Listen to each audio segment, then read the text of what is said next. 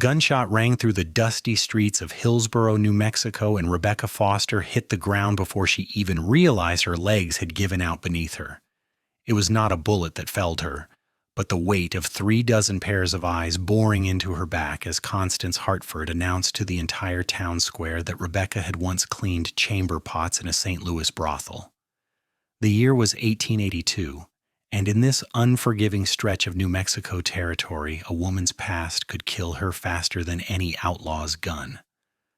Rebecca had been standing at the general store counter counting out coins for a pound of coffee beans when Constance's shrill voice cut through the afternoon heat like a blade. The words hung in the air, thick and poisonous, and Rebecca watched as every face in the store transformed from polite indifference to barely concealed disgust. Even Mr. Patterson, the kindly store owner who had always greeted her with a warm smile, took a step backward as though her shame might be contagious. She left the coins on the counter and walked out into the blazing July sun, her face burning hotter than the desert air. Behind her she could hear the whispers spreading like wildfire through dry brush. By nightfall, every soul in Hillsboro would know that Rebecca Foster, the quiet seamstress who had arrived 6 months ago and rented the small room above the hat shop, had once been a servant in one of the most notorious houses in St. Louis.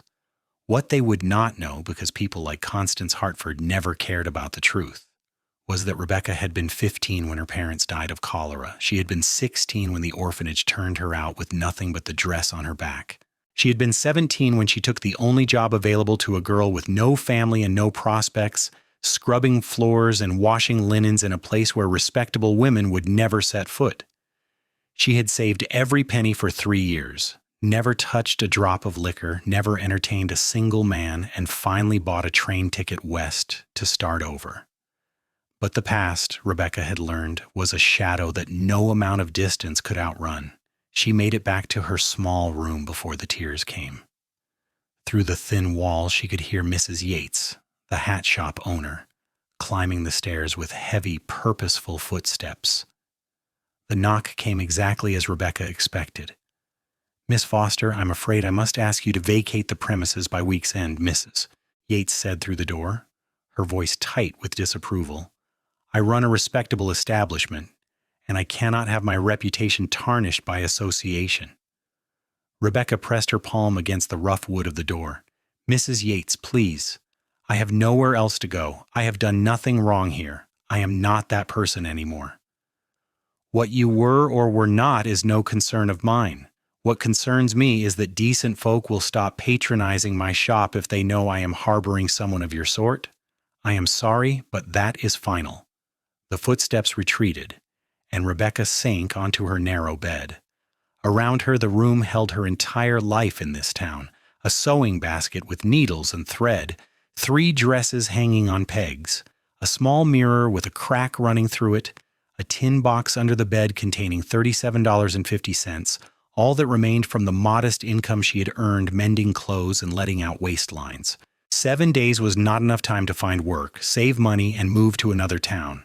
7 days was barely enough time to figure out where she would sleep when Mrs. Yates threw her belongings into the street. That evening, Rebecca did not leave her room. She sat by the window and watched the sun sink behind the distant mountains, painting the sky in shades of amber and rose.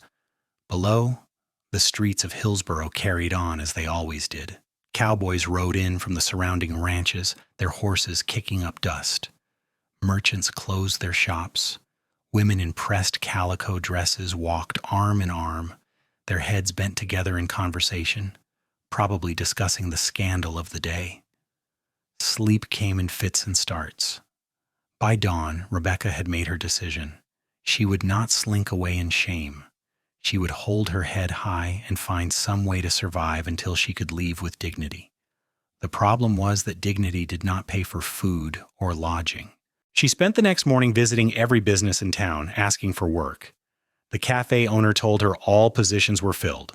The laundry woman said she did her own washing, thank you very much. The seamstress shop, where Rebecca had gotten most of her work, turned her away without a word. Even the saloon keeper, a rough man named Dutch, who employed women of questionable virtue to serve drinks, shook his head and told her that his establishment might not be respectable, but he could not afford to anger the church ladies any further. By noon, Rebecca found herself at the edge of town, standing in the meager shade of a cottonwood tree, watching a group of ranch hands drive a herd of cattle down the main road. The animals kicked up a choking cloud of dust, and the men shouted and whistled, keeping the nervous steers moving in the right direction. One of the cowboys broke away from the group and rode toward the water trough near where Rebecca stood. He was tall in the saddle with broad shoulders and sun-darkened skin. His hat was pulled low, but as he dismounted, Rebecca caught a glimpse of startling blue eyes and a strong jaw shadowed with several days of stubble. He led his horse to the trough and let the animal drink while he pulled off his hat and wiped the sweat from his brow. That was when he noticed Rebecca standing there, her hands twisted in the folds of her skirt. "Afternoon, miss," he said, his voice a low, pleasant drawl. "Hot enough to fry an egg on a saddle today?" Rebecca managed a small nod. Up close, she could see that he was young, perhaps 25 or 26, with the lean, muscular build of a man who spent his days doing hard physical labor. There was something open and honest in his expression, a directness that was both refreshing and unnerving. "You look like you have got the weight of the world on your shoulders," he continued, settling his hat back on his head. "Anything I can help with?" "I doubt it," Rebecca said quietly, "unless you know of anyone hiring in this town who does not care about gossip and scandal." The cowboy's eyes sharpened with interest. "Gossip, huh? Let me guess. The church ladies have been wagging their tongues again." "Something like that." He studied her for a long moment, and Rebecca forced herself to meet his gaze. She was tired of looking down, tired of acting as though she had something to be ashamed of. "I am Samuel Zimmerman," he said finally, extending his hand. "Most folks call me Sam. I work at the Double J Ranch about 8 miles north of here." Rebecca hesitated, then shook his hand. His grip was warm and calloused. "Rebecca Foster." "Well, Miss Foster, I do not put much stock in gossip, never have.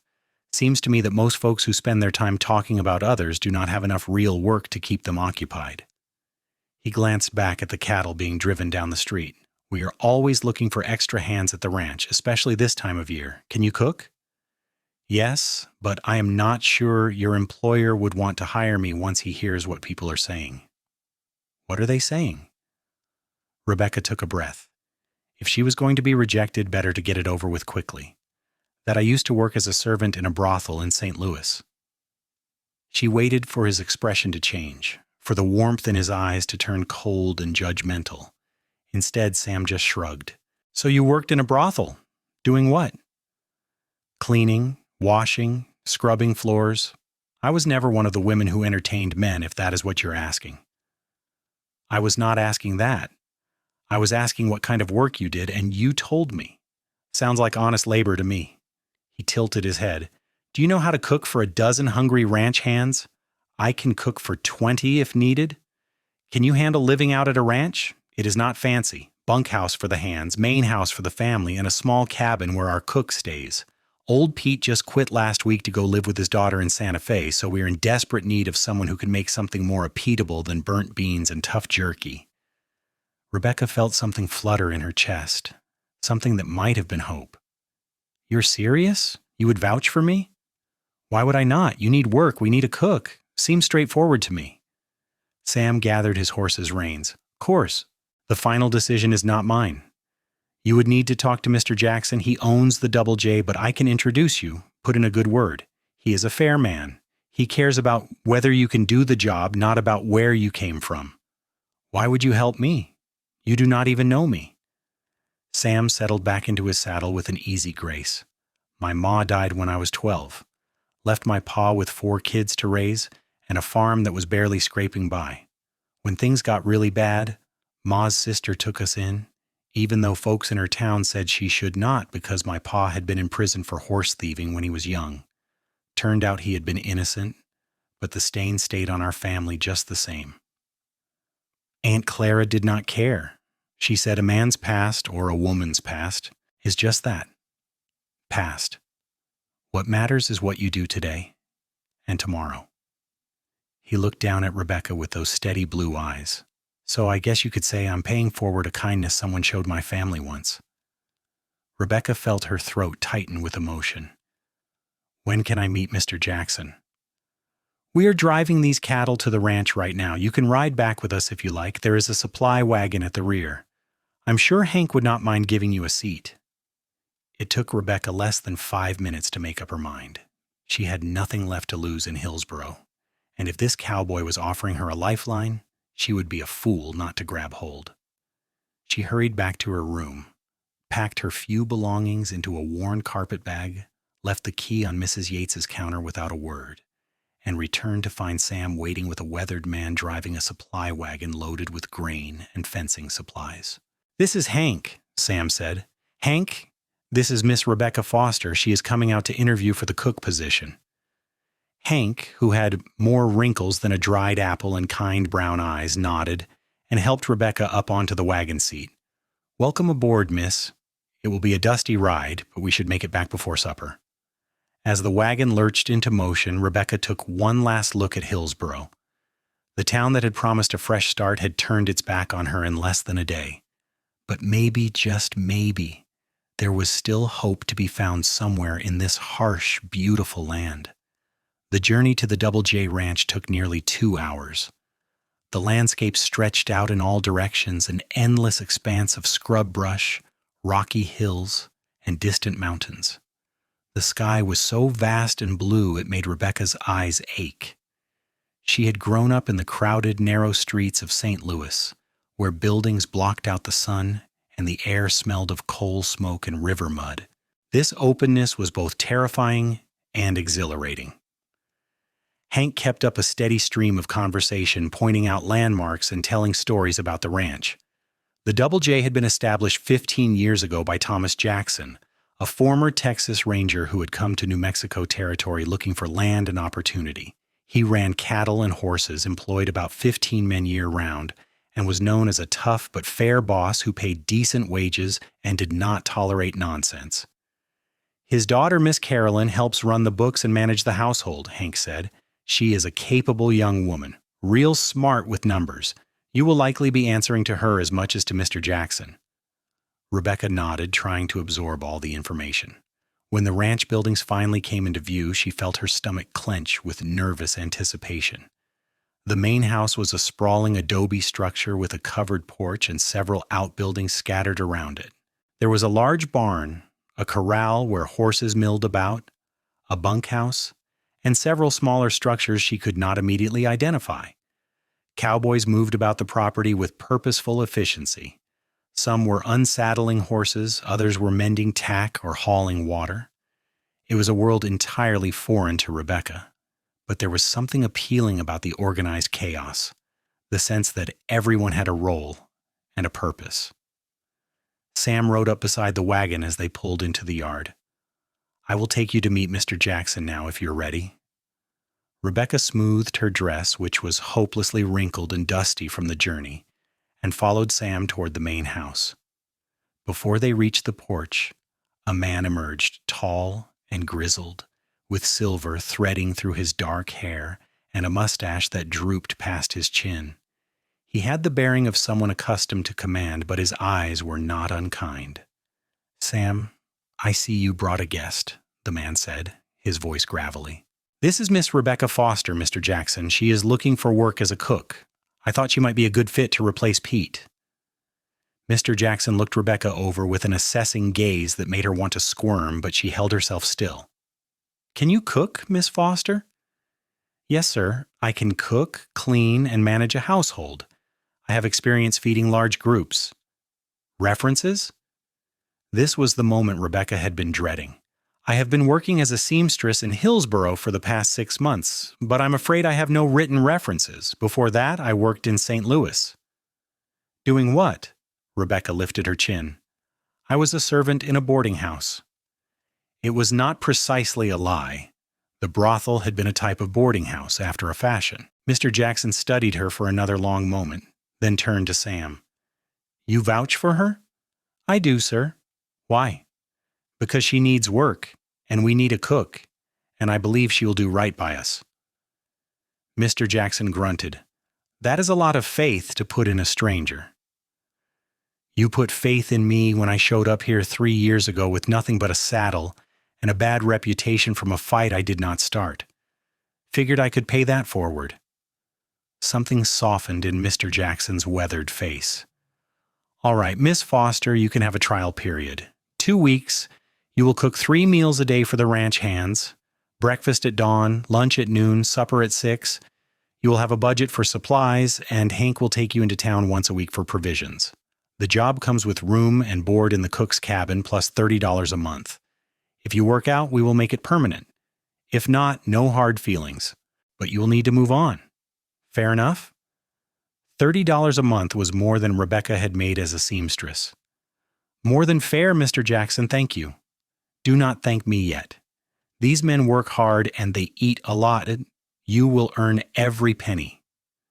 He gestured toward a small cabin set apart from the other buildings. That is where you will stay. It has a bed, a stove, and a wash basin. Nothing fancy. Sam, show her around and get her settled. Supper is in 2 hours, Miss Foster. I hope you're ready to start tonight. Rebecca's eyes widened. Tonight? No time like the present. We have been eating Hank's cooking for the past week, and if I have to choke down another plate of burned biscuits, I might just shoot something. There was the faintest hint of humor in his voice. Sam led Rebecca to the cabin carrying her carpet bag. The structure was small but solidly built, with a single room that held a narrow bed, a potbelly stove, a table and chair, and some shelves. It was sparse, but it was clean and private, which was more than Rebecca had expected. The main kitchen is in the big house, Sam explained. That is where you will do most of the cooking. There is a root cellar out back with supplies, and the smokehouse has bacon and ham. I will show you where everything is. For the next hour, Sam gave Rebecca a tour of the ranch's food supplies and cooking facilities. The kitchen in the main house was surprisingly well equipped, with a large iron stove, plenty of pots and pans, and a sturdy work table. The pantry held sacks of flour, cornmeal, beans, rice, and dried fruit. The root cellar had potatoes, onions, and carrots. The smokehouse had various cuts of meat. We also have chickens for eggs, and sometimes the men bring in wild game, Sam said. Rabbit, turkey, the occasional deer. You will have plenty to work with. Rebecca felt her confidence returning. This, at least, was something she knew how to do. She had cooked for the women at the brothel, stretching meager ingredients into filling meals. Feeding ranch hands would be more of the same, just on a larger scale. Thank you, Sam, she said quietly. For everything? You did not have to help me. He leaned against the doorframe, his expression thoughtful. Work is nothing to be ashamed of, Miss Foster. I do not care if you scrubbed floors in a brothel or a church. Honest labor is honest labor, and anyone who tells you different is a fool. He straightened up. Now you better get started on supper. The men will be coming in hungry, and they are not shy about voicing their opinions on the cooking. Rebecca rolled up her sleeves. She had 2 hours to prove herself, and she intended to make the most of it. She started with what she knew best, simple, hearty food that would fill empty bellies. She fried up bacon and used the drippings to make gravy. She boiled potatoes and mashed them with butter and milk. She made a huge pot of beans flavored with onions and a bit of molasses. She baked 3 pans of cornbread, golden and slightly sweet. For dessert, she made fried apple pies using the dried apples from the pantry. By the time the sun was setting, the kitchen smelled like heaven, and Rebecca was sweating from the heat of the stove. She carried the food out to the long table on the porch where the ranch hands ate their meals, setting out platters and bowls with hands that shook slightly from nerves. The men came in a noisy group, talking and joking as they washed up at the pump and took their seats.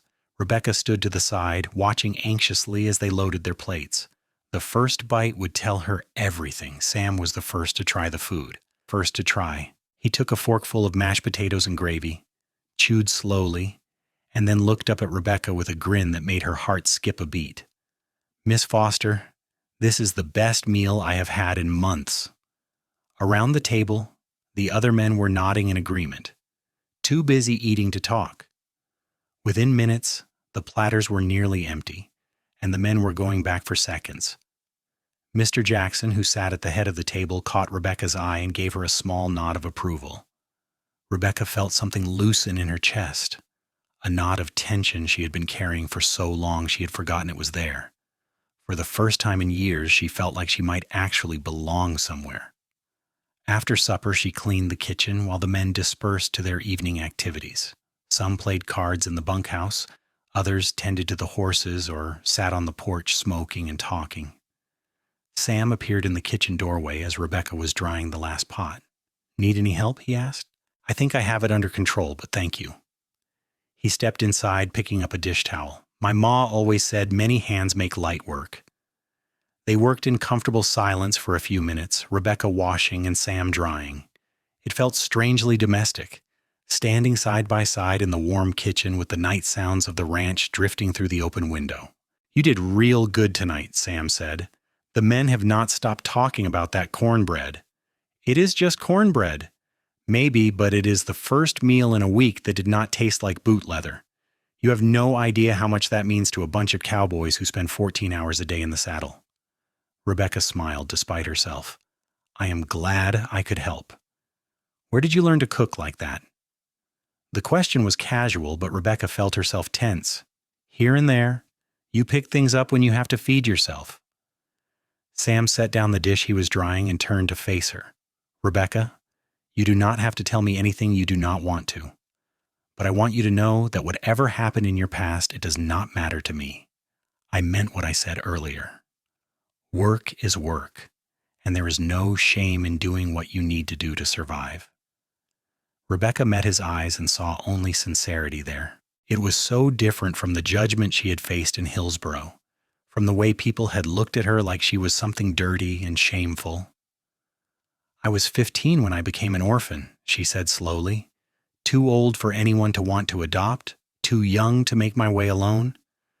I took the only job I could find, in a place where no one asks questions. I saved every penny for 3 years so I could leave and start over. I thought I had succeeded. I thought I had left that life behind." Her voice cracked slightly. "But the past always finds you, does not it?" "Sometimes," Sam said quietly. "But sometimes you find people who do not care about the past, who only care about the person standing in front of them right now." The air between them felt charged with something Rebecca could not quite name. She became acutely aware of how close Sam was standing, of the warmth radiating from his body, of the way his eyes seemed to see straight through to her soul. "I should finish up here," she said, her voice barely above a whisper. "Right, of course." Sam stepped back, but he was smiling. "Sleep well, Rebecca. Breakfast is at dawn, which comes mighty early around here." After he left, Rebecca finished cleaning and made her way back to the small cabin. She lay in bed, listening to the unfamiliar sounds of the ranch at night, the lowing of cattle in the distance, the chirp of crickets, the soft whinny of horses in the corral. For the first time in months, she felt something that might have been peace. The next 2 weeks passed in a blur of activity. Rebecca quickly fell into a routine, rising before dawn to start breakfast, cooking lunch, and preparing supper. The work was exhausting, but it was also satisfying in a way her seamstress work had never been. The men appreciated her efforts, often complimenting her cooking and thanking her for the meals. Mr. Jackson had stopped mentioning the trial period, which Rebecca took as a good sign. And then there was Sam. He had a way of showing up in the kitchen at odd moments, offering to help carry water or chop vegetables. They fell into easy conversations about everything and nothing, the weather, the cattle, stories from their childhoods. Sam talked about growing up on his aunt's farm, learning to ride almost before he could walk. Rebecca found herself sharing stories she had not told anyone about her parents, about the books her mother used to read to her, about the dreams she had once had of becoming a teacher. "You could still do that," Sam said one afternoon. They were sitting on the porch, shelling peas for supper. "Become a teacher, I mean. There are schools out here that need good teachers." "I do not have any formal education past the 8th grade. So, you are smart, you are patient, and you care about people. That is more important than a piece of paper from some fancy college." Rebecca looked at him, at the earnest expression on his sun-bronzed face, and felt her heart do a funny little flip.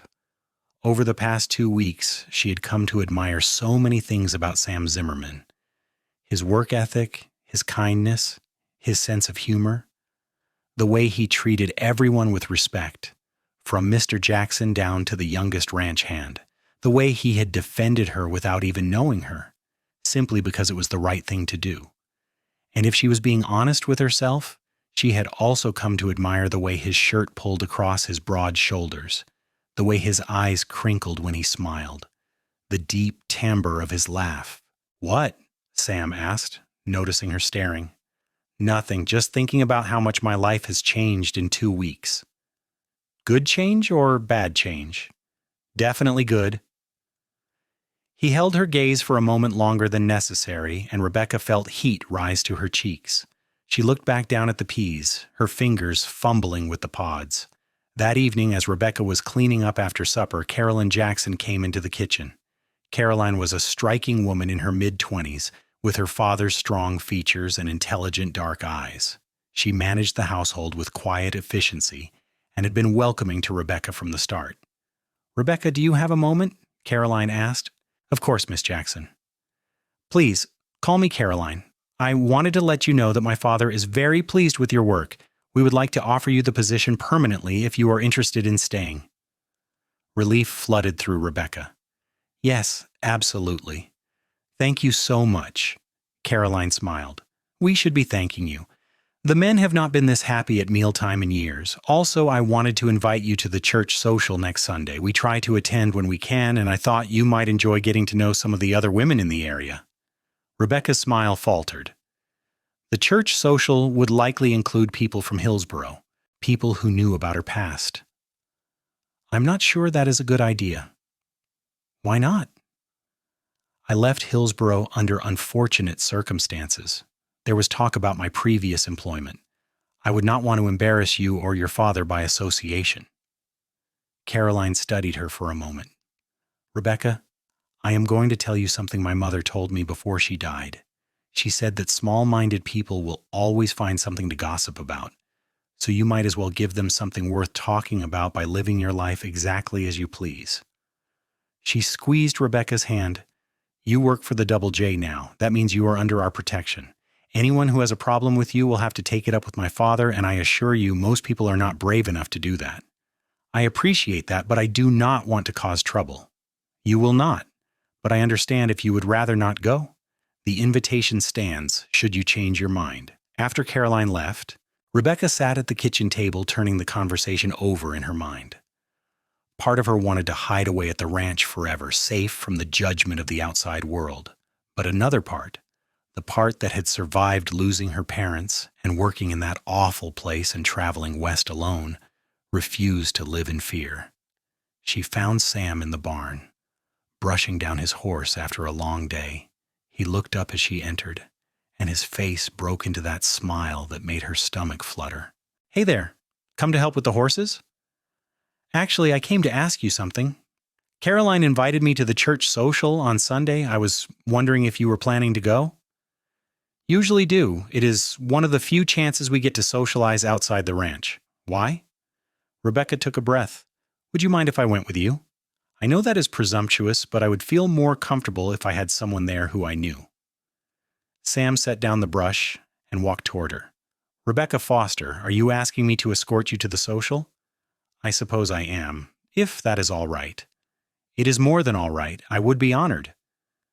He paused, and something shifted in his expression. "Can I be honest with you about something?" "Of course." "I have been trying to work up the courage to ask if I could court you properly. I did not want to overstep. Seeing as you just started working here, and might not appreciate your boss's ranch hand-making advances, but if you're asking me to take you to the social, well, that seems like a pretty clear sign that maybe you would not mind so much." Rebecca's heart was pounding so hard she was sure he could hear it. "I would not mind at all." The smile that spread across Sam's face was like the sun breaking through clouds. "Then it is settled. I will drive you to the social on Sunday, and afterward, if you are agreeable, I would like to continue courting you in a proper fashion, with flowers and buggy rides and all the traditional trimmings." "I would like that very much." They stood there in the barn, grinning at each other like fools, until Sam's horse nudged him impatiently, breaking the spell. They both laughed, and Sam returned to his work while Rebecca headed back to the kitchen, feeling lighter than she had in years. Sunday arrived warm and clear. Rebecca wore her best dress, a simple blue calico that brought out the green in her hazel eyes. Sam appeared at her cabin in the early afternoon, driving a small buggy and looking unusually nervous in a clean white shirt and string tie. "You look beautiful," he said, helping her into the buggy. "You clean up pretty well yourself," Rebecca replied, trying to ignore the butterflies in her stomach. The social was being held at the church in a small settlement about halfway between the ranch and Hillsboro. When they arrived, the yard was already full of people milling about, the women in their Sunday best and the men in clean shirts and polished boots. Tables had been set up under the trees laden with food, and children ran about playing games. Rebecca recognized several faces from Hillsboro, including Constance Hartford, who stood near the church entrance with a group of other women.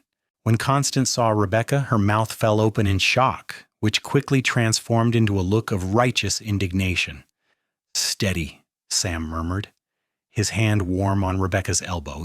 "Just hold your head high." They made their way toward the food tables, where Caroline was arranging pies. She waved them over with a welcoming smile. "Rebecca, Sam, I'm so glad you could make it. Rebecca, I want you to meet some friends of mine." For the next hour, Caroline made good on her promise, introducing Rebecca to various women and families from the surrounding ranches. Most were friendly, if a bit reserved. A few gave Rebecca curious looks, but no one was openly rude. Sam stayed close by her side, his presence a constant source of comfort and strength. It was inevitable that Constance Hartford would eventually corner them. She approached with her contingent of church ladies, her expression pinched with disapproval.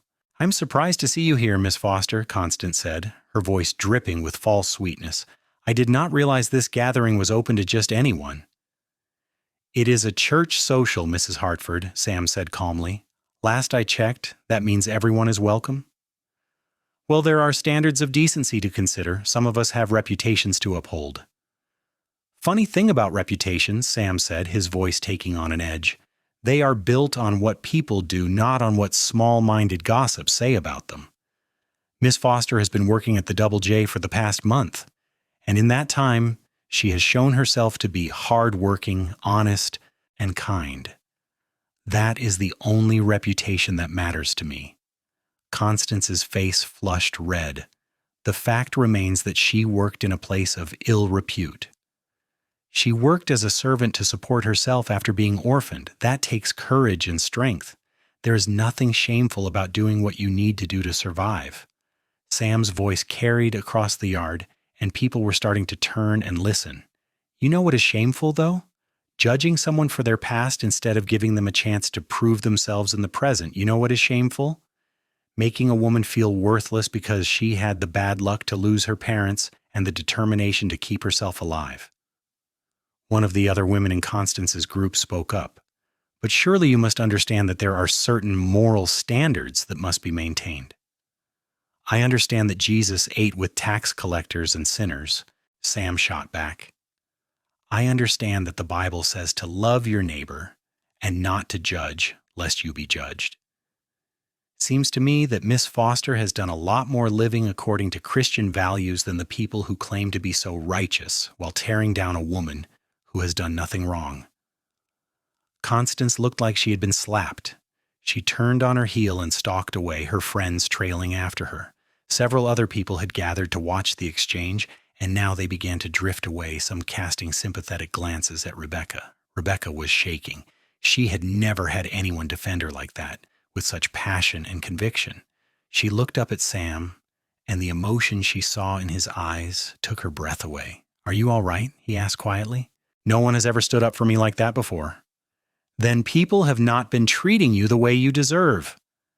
Caroline appeared at their side, her expression fierce with approval. "Well said, Sam. I have been wanting to tell off Constance Hartford for years, but I could never find the right words." "You did a fine job." The rest of the social passed without incident. If anything, more people seemed to go out of their way to speak to Rebecca after Sam's speech, as though his words had given them permission to see her as a person rather than a scandal. By the time they loaded back into the buggy for the ride home, Rebecca felt exhausted but strangely triumphant. As Sam drove, the setting sun painted the landscape in shades of gold and purple. Rebecca leaned back against the seat, watching the way the light played across Sam's profile. "Thank you," she said, "for what you said back there. I only spoke the truth. It was more than that. You made me feel like I was worth defending." Sam pulled the buggy to a stop at the top of a small rise that overlooked the valley. In the distance, they could see the lights of the Double J Ranch starting to flicker on. "Rebecca, I need you to understand something," he said, turning to face her. "I do not care about your past. I do not care where you worked or what you had to do to survive. All I care about is the woman sitting next to me right now, the woman who makes the best cornbread I have ever tasted, who works harder than anyone I have ever met, who has more strength and courage in her little finger than most people have in their whole body. That is the woman I want to know. That is the woman I am falling in love with." Rebecca felt tears prick her eyes. "Sam, I do not know what to say." "You do not have to say anything. I just needed you to know how I feel."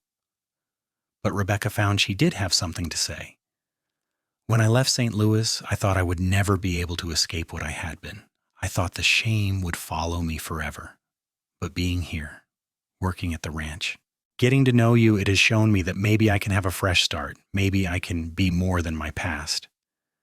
She reached out and took his hand. "And I am falling in love with you too." The kiss was soft and sweet, full of promise and hope. When they finally broke apart, both of them were smiling. Over the next several months, Sam and Rebecca's courtship became the talk of the ranch. They were often seen together, taking walks after supper or sitting on the porch, talking late into the evening. Sam brought her wildflowers from the meadow and took her on buggy rides to see the sunset. Rebecca packed special lunches for him when he had to ride out to the far pastures and mended his shirts with careful stitches. The other ranch hands teased Sam mercilessly about being love-struck, but it was all good-natured. They had seen how happy Rebecca made him, and how he seemed to bring out a joy in her that had been buried for too long. Winter came to New Mexico, bringing cold nights and occasional snow. Rebecca's cooking became even more important as the men needed hearty, warming meals to fuel them through the long days of winter ranch work. She made thick stews and roasts, baked bread and pies, and kept the kitchen fire burning hot. One evening in late December, Sam asked Rebecca to take a walk with him despite the cold. She bundled up in her warmest shawl, and they walked toward the corral where the horses were sheltered from the wind. "I have been thinking," Sam said, his breath making clouds in the cold air, "about the future, about what I want my life to look like." "And what do you want?" Rebecca asked her. "I want a piece of land of my own someday. Not a huge ranch like this, but enough to run some cattle and horses. A place where I can build a house and raise a family." He stopped and turned to face her. "And I want to do all of that with you." Rebecca's heart was pounding. "Sam, what are you saying?" He pulled a small box from his pocket and opened it to reveal a simple gold band. "I am saying that I love you, Rebecca Foster. I love your strength and your kindness, and the way you hum while you're cooking. I love how you always save me the best piece of pie and how you laugh at my terrible jokes. I want to wake up next to you every morning for the rest of my life. Will you marry me?" Tears streamed down Rebecca's face, freezing on her cheeks in the cold air. "Yes, yes, of course I will marry you."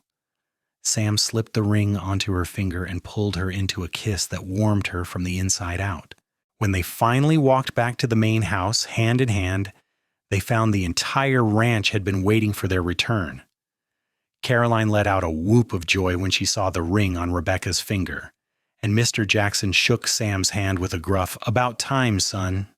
They were married in February of 1883, in a simple ceremony at the same church where the social had been held. Caroline stood up as Rebecca's matron of honor, and one of the other ranch hands served as Sam's best man. Mr. Jackson gave Rebecca her way, walking her down the aisle, with a proud smile. The whole congregation turned out for the wedding, and notably absent were Constance Hartford and her group of gossips. After the ceremony, the ranch hosted a celebration with music and dancing and more food than Rebecca had ever seen in one place. As she danced with her new husband under the stars, Rebecca thought about the long, hard journey that had brought her to this moment. All the pain and shame and fear had been worth it to find this happiness. Mr. Jackson gave them a week off for a honeymoon, which they spent in a small cabin in the mountains, away from the ranch and the rest of the world. It was a magical time, learning about each other in new ways, talking about their dreams and plans for the future. When they returned to the ranch, they moved into a larger cabin that had been prepared for them. Rebecca continued her work as the ranch cook, while Sam continued working as a ranch hand. They saved every penny they could, working toward their dream of having their own land. Life settled into a comfortable rhythm. Rebecca became an integral part of the ranch community, not just as the cook, but as a friend and confidant to many of the people who lived and worked there. She even started teaching some of the younger cowboys to read and write in the evenings, discovering that she had a talent for teaching after all. 2 years after their wedding, Rebecca discovered she was pregnant. Sam was beside himself with joy, immediately becoming overprotective and insisting she should stop working so hard. Rebecca laughed at his concern but agreed to accept more help in the kitchen. Their son was born in the spring of 1885, a healthy baby boy with his father's blue eyes and his mother's dark hair. They named him Thomas, after Mr. Jackson, who was honored to have the child bear his name. Little Thomas was doted on by everyone at the ranch, passed from one set of arms to another, loved and spoiled by all. 18 months later, they welcomed a daughter whom they named Clara after Sam's aunt. She had Rebecca's hazel eyes and a fierce determination that showed itself even in infancy. By 1887, Sam had saved enough money, combined with a loan from Mr. Jackson, to purchase a section of land about 10 miles from the Double J. It was good grazing land with a creek running through it and a small stand of cottonwood trees. Sam and several of the ranch hands spent months building a house, a sturdy wooden structure with 3 bedrooms, a large kitchen, and a wraparound porch. The day they moved into their own home, Rebecca stood on the porch and looked out at the land that was now theirs. Sam came up behind her and wrapped his arms around her waist. "What are you thinking?" he asked. "I am thinking about that day in Hillsboro when I thought my life was over, when I thought I would never escape the shame of my past. And now look at us. We have our own land, our own home, our beautiful children. We have built something real and good." "We did it together," Sam said. "That is what matters. Not where we came from, but where we ended up." Their ranch, which they called the ZF Ranch, combining their last names, grew slowly but steadily. They ran a small herd of cattle and a few horses. Rebecca kept chickens and a vegetable garden. Sam hired a few hands to help with the work, always choosing young men who needed a chance just as he had once needed a chance. They remained close with the Jackson family. Caroline eventually married a banker from Santa Fe, but she visited often, and the families remained dear friends. Mr. Jackson became a beloved grandfather figure to Thomas and Clara, teaching them to ride and telling them stories of the old days.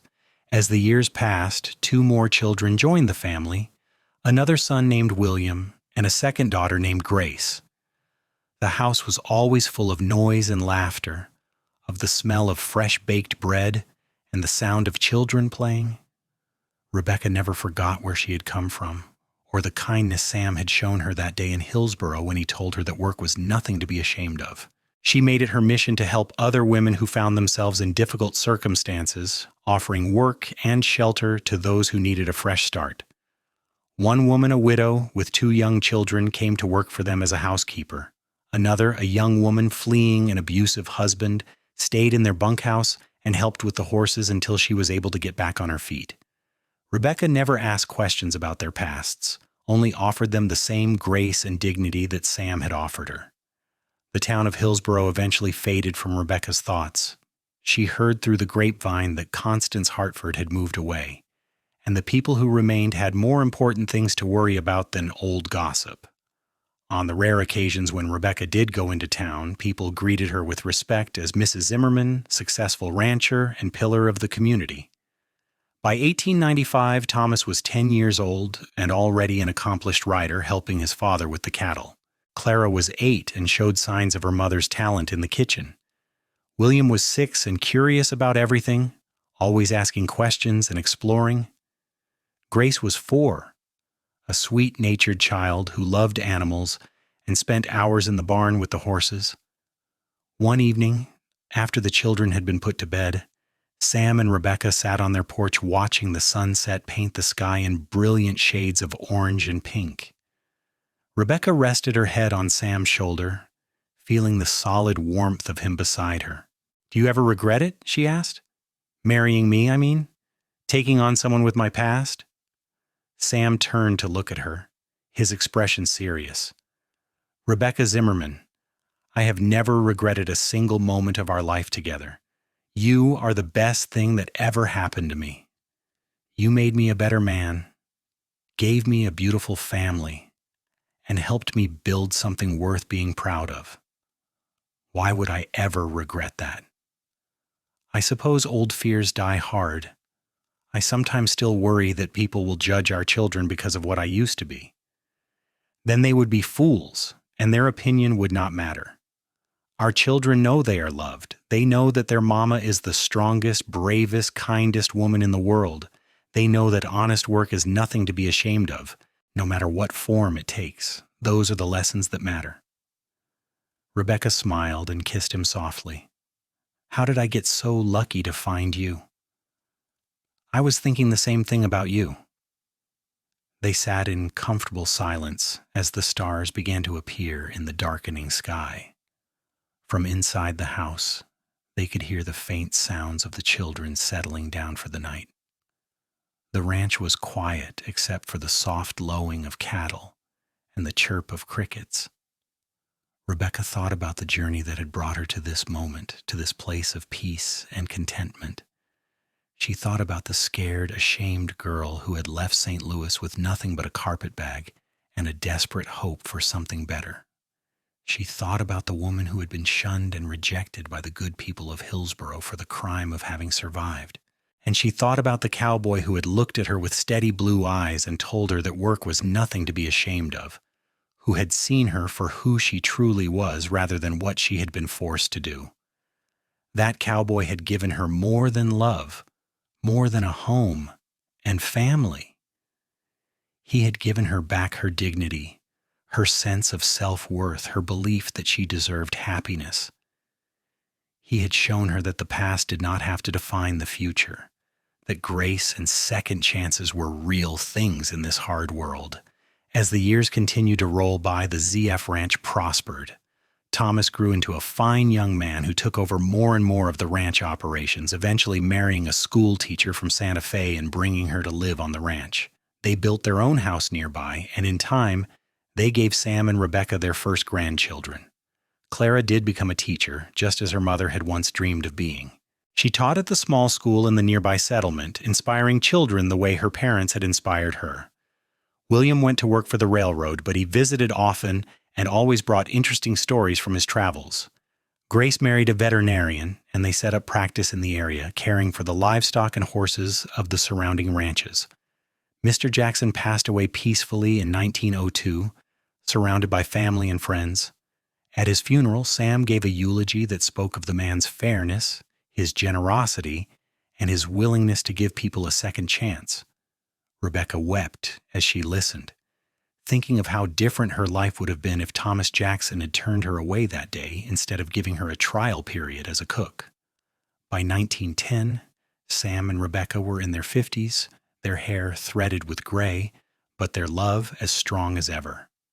They had slowed down some, leaving most of the ranch work to Thomas and the hired hands. They spent their days tending the garden, playing with their grandchildren, and sitting on the porch watching the sun set over the land they had built together. One evening, as they sat in their usual spots on the porch, Rebecca looked over at her husband and felt her heart swell with gratitude and love. "What are you staring at?" Sam asked with a grin.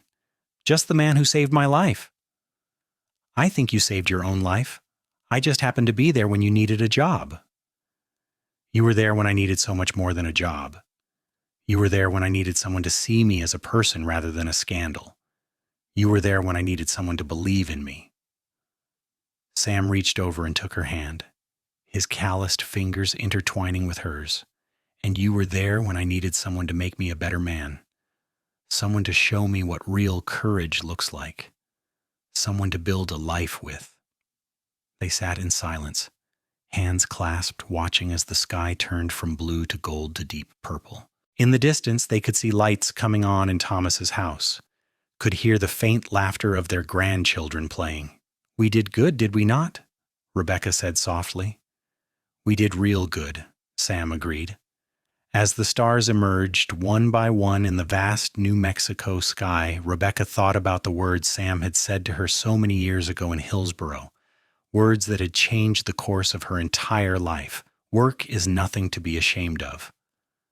Those simple words had given her the courage to accept his help, to start over, to believe that she deserved a second chance. And from that second chance had grown this beautiful life, full of love and family and purpose, all because a cowboy had seen past her shame to the woman underneath and had offered her the one thing she needed most: acceptance. The wind picked up, carrying the scent of sage and earth. Sam squeezed Rebecca's hand, and she squeezed back, a silent conversation flowing between them after so many years of marriage.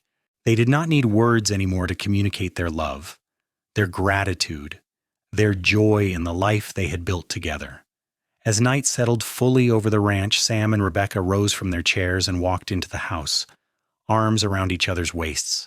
Behind them, the door swung shut, closing on another day in a life well lived, a life built on love and dignity and the simple truth that honest work, no matter what form it takes, is never something to be ashamed of. Their story became something of a legend in the area, passed down through the family and the community.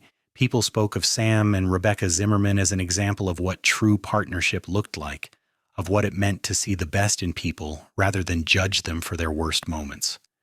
Young couples starting out would be told, "Be like Sam and Rebecca, build something real together."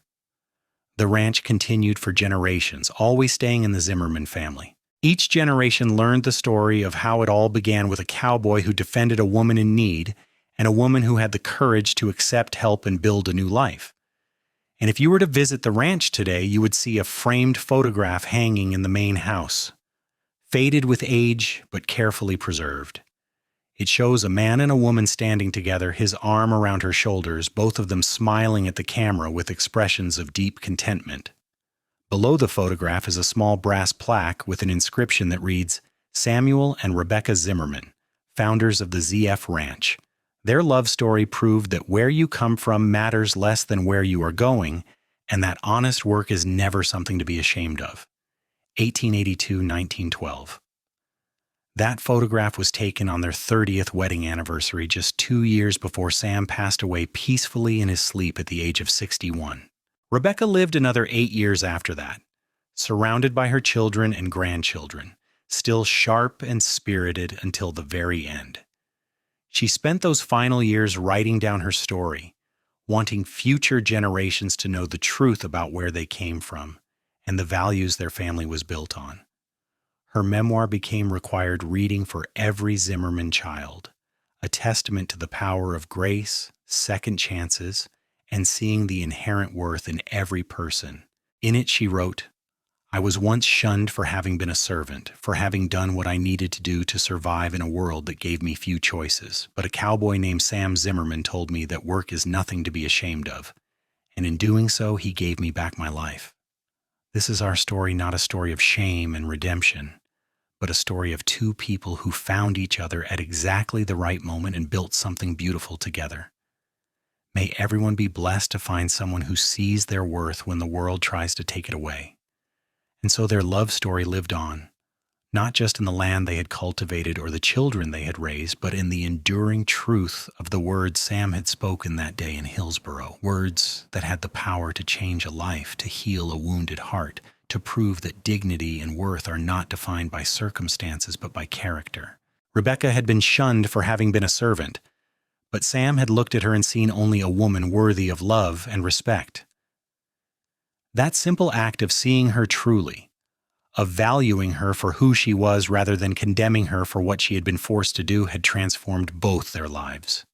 In the end, their story was not remarkable because it was dramatic or unusual, but because it was a testament to the power of basic human decency. Sam had extended kindness when judgment would have been easier. Rebecca had accepted that kindness and used it to build a life of purpose and meaning. Together they had created something that lasted long beyond their own years, a legacy of love and acceptance that continued to ripple outward, touching lives they would never know. The sun set on the ZF Ranch for the final time in Rebecca's life in the spring of 1920. She passed away quietly. Her children and grandchildren gathered around her bed, her hand clasped in the hand of her oldest son, Thomas. Her last words were about Sam, about how she would finally see him again, about how grateful she was for the day a cowboy had offered her a ride to a ranch and a chance at a new life. They buried her next to Sam on a hill overlooking the ranch, where the view stretched for miles in every direction. At the funeral, Thomas read from his mother's memoir, his voice breaking with emotion as he shared her words about love and dignity and second chances.